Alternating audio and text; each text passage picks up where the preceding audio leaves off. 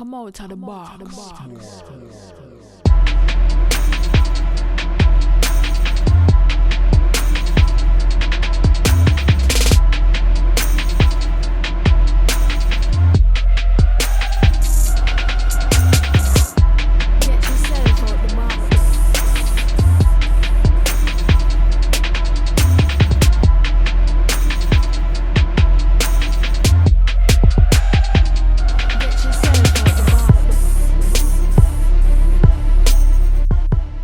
Hello YouTube, cheers, and welcome to The Basement. My name is Bruce Lively. And I'm D-Boy Slim. And The Basement is the first daily hip-hop debate show. From Tuesday through Friday, we tackle the most intriguing topics in hip-hop culture and the world around it. So welcome back, Basement family. It's Wednesday's show, and we're still taking it back to the roots of how this show began, what we started it for. And we're digging back into the Versus series. Today, it's the versatile New York rapper Dave East versus one of the best lyricists out of Southside Chicago right now, Mick Jenkins. Dave East versus Mick Jenkins. It's a good one, y'all. And with that being said, Lego.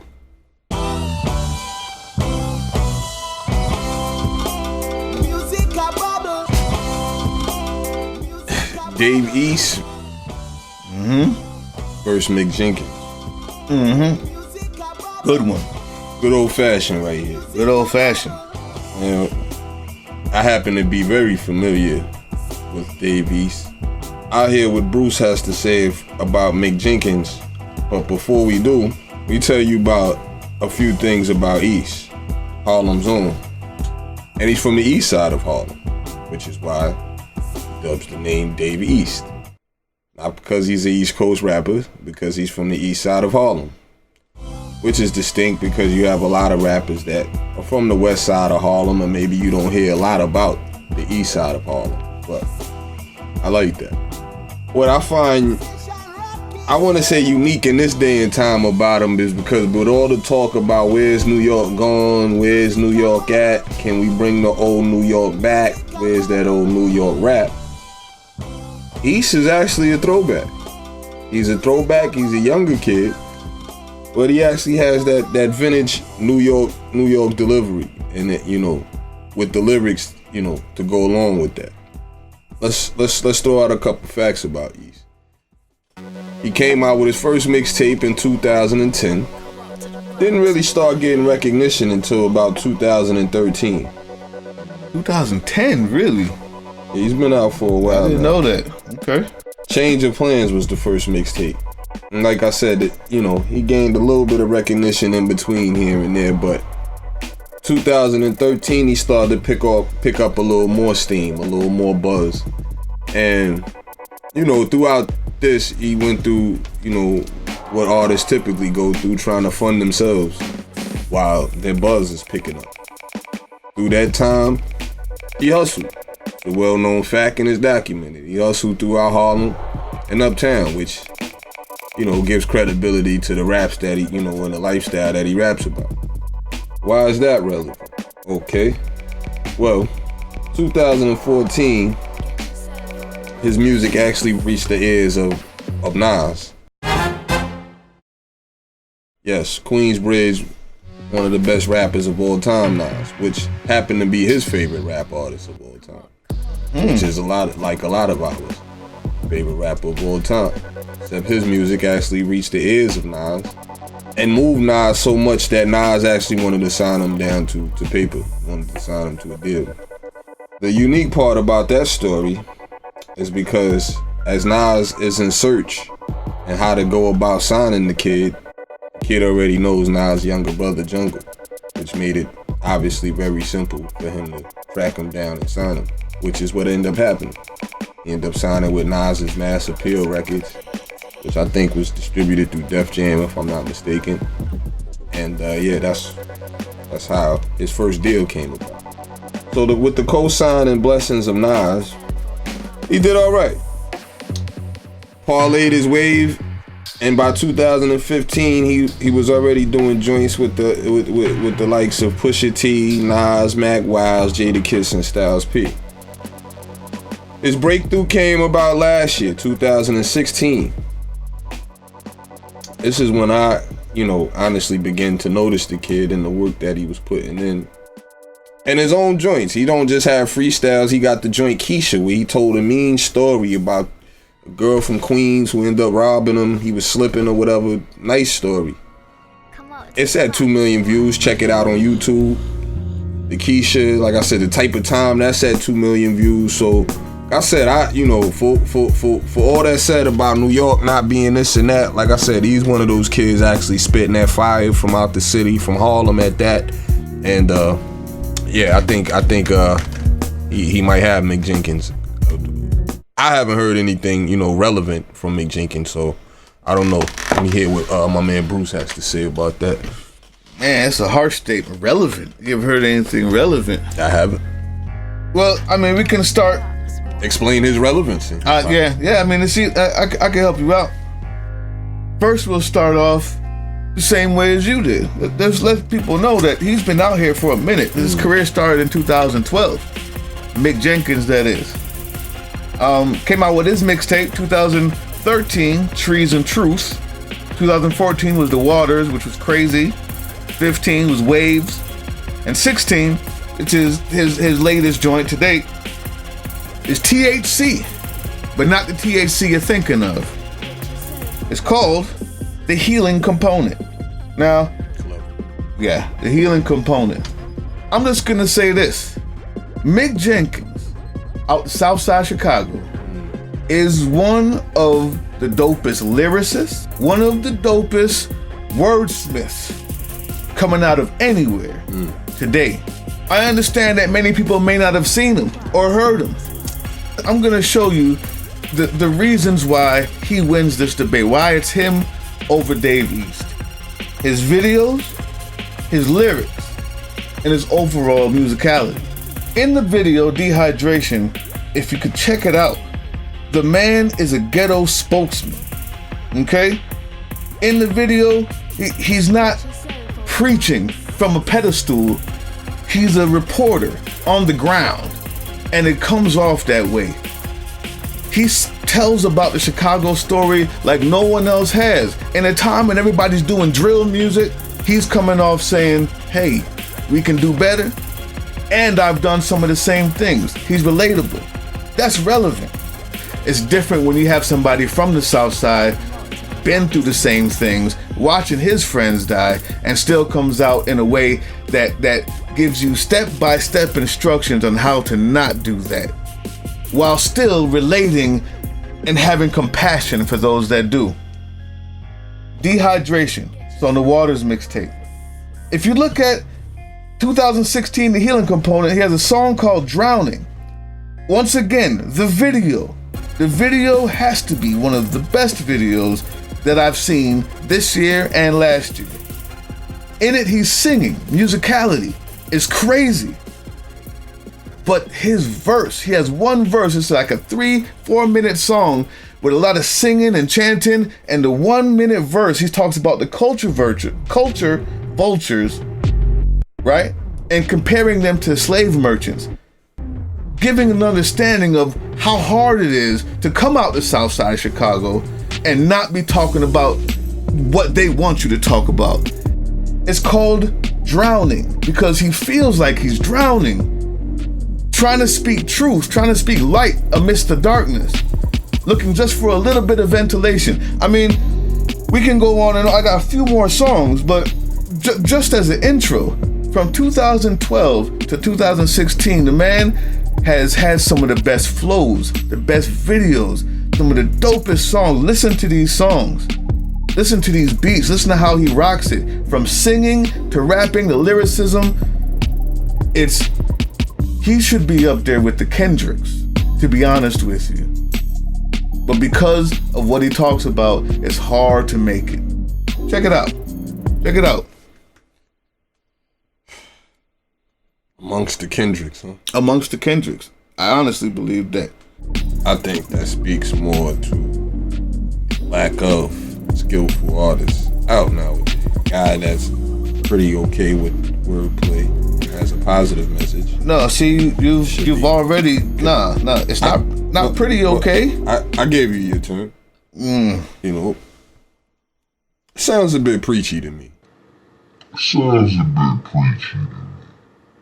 know, and that's okay.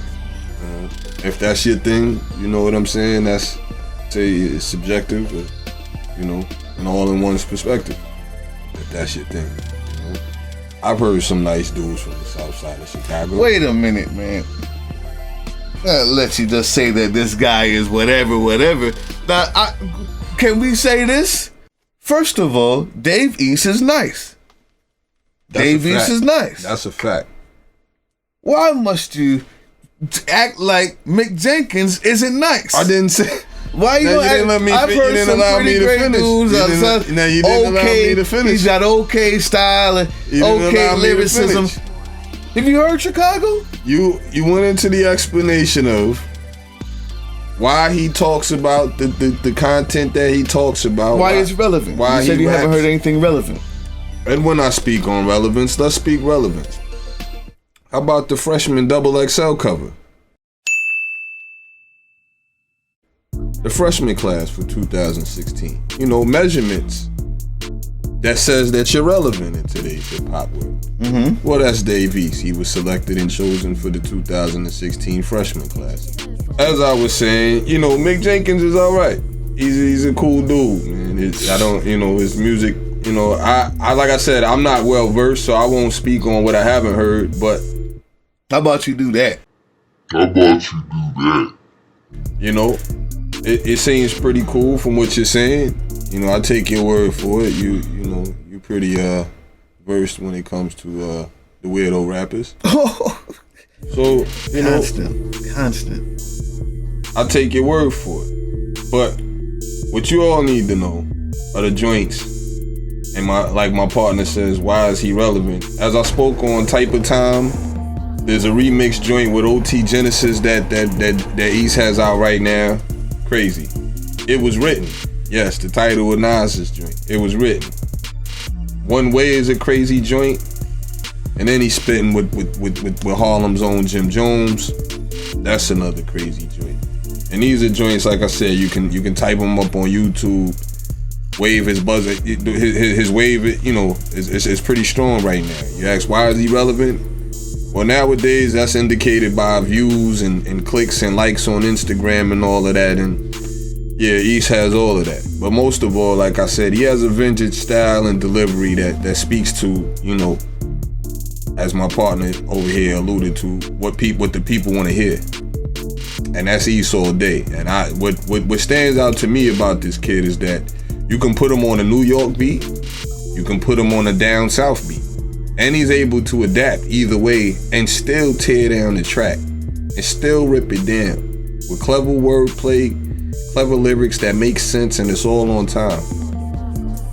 I've yet to, you know, he says put Mick Jenkins up there with Kendrick Lamar. I'm trying to figure out why East is not really up there as far as the big names are concerned. I'm hearing the Big Sean's and, you know, I'm hearing a lot of different dudes. You could put East is better than probably a Big Sean. Yeah. You know, but we say different names when we say Kendrick Lamar. I'm hearing it's not even the same. Different names, but he's better than those guys. That's what's up. East should definitely be up there. He's up there with Kendrick? Definitely. East is definitely up there with Kendrick? East is definitely up there with Kendrick. Definitely. Let me tell you something, man. XXL. You felt Mick Jenkins should be? Yeah.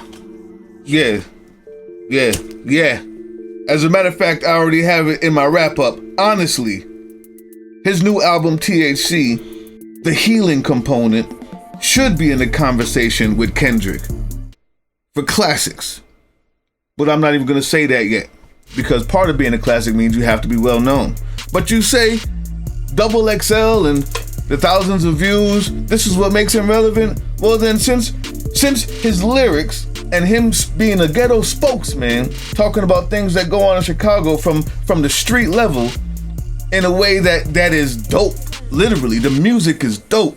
It's crazy. The videos are crazy. Since that is not enough to be relevant, why don't we look at Mick Jenkins' Waters mixtape? 1.5 million views. 2 million views for the Drowning joint with Bad Bad Not Good. 3.6 million views for the song Jazz. 3.5 million views for the song Martyrs. And while we're on that, since that shows some relevance, I don't even know if Dave East has a couple million views, has over 1 million views on any song. Definitely. Okay, well that's what's up. But since we're there, Type of Time and Keisha. That's what's up. Over 2 million views. That's what's up. We're looking at 3.5 multiple times. But that's okay. The song Chicago, where he's not just preaching. You say it sounds kind of preachy. Wrong again, because you haven't heard enough. It's not your fault. I understand. But I thought when we came to the debate that you would have your research done. It's okay. I'll do it for you.